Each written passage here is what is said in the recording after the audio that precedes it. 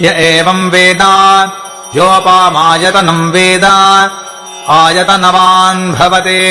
चन्द्रमा वा अपामायतनम् आयतनवान् भवते यश्चन्द्रमस आयतनम् वेद आयतनवान् भवते आपो वै चन्द्रमस आयतनम् आयतनवान् भवते य एवम् वेद योपामायतनम् वेद आयतनवान् भवते नक्षत्राणि वा अपामायतनम् आयतनवान् भवते यो नक्षत्राणामायतनम् वेद आयतनवान् भवते आपो वै नक्षत्राणामायतनम् आयतनवान् भवते य एवम् वेद योपामायतनम् वेद आयतनवान् भवते पर्जन्यो वा अपामायतनम् आयतनवान् भवते यः पर्जन्यस्यायतनम् वेद आयतनवान् भवते आपो वै पर्जन्यस्यायतनम् आयतनवान् भवते य एवम् वेद योपामायतनम् वेद आयतनवान् भवते संवत्सरो वा अपामायतनम् आयतनवान् भवते यः संवत्सरस्यायतनम् वेद आयतनवान् भवते आपो वै संवत्सरस्यायतनम्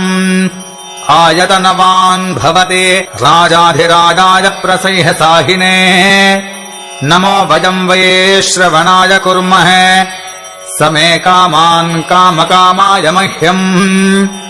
कामेश्वरो वै श्रवणो ददातु कुबेराय वै श्रवणाय महाराजाय नमः ॐ तद्ब्रह्मा ॐ तद्वायुः ॐ तदात्मा ॐ तत्सत्यम् ॐ तत्सर्वम् ॐ तत्पुरोर्नमः अन्तश्चरति भूतेषु गुहायाम् विश्वमूर्तिषु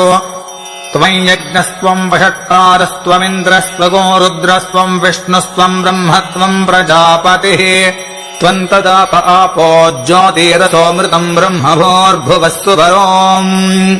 ऋतगुम् सत्यम् परम् ब्रह्म पुरुषम् कृष्णपिङ्गलम्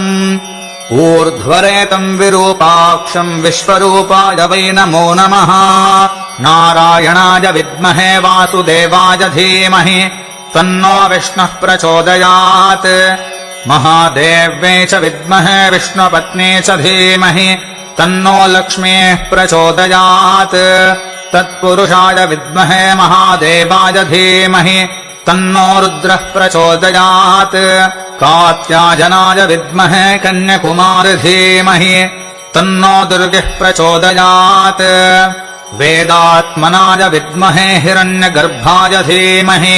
तन्नो ब्रह्म प्रचोदयात्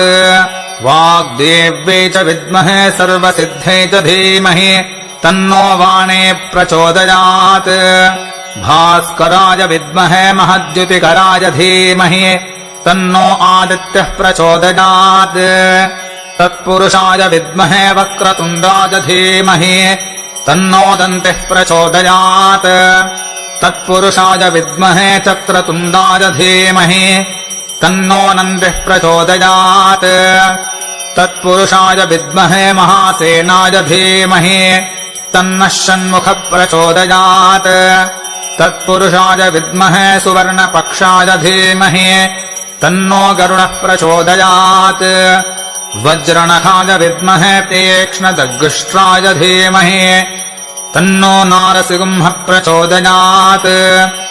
वैश्वानराय विद्महे लालीलाय धीमहि तन्नो अग्निः प्रचोदयात् ईशानः सर्वविद्यानामीश्वरः सर्वभूतानाम् ब्रह्माधिपतिर्ब्रह्मणोऽधिपतिर्ब्रह्मा शिवो मे अस्तु सदा शिवो यानि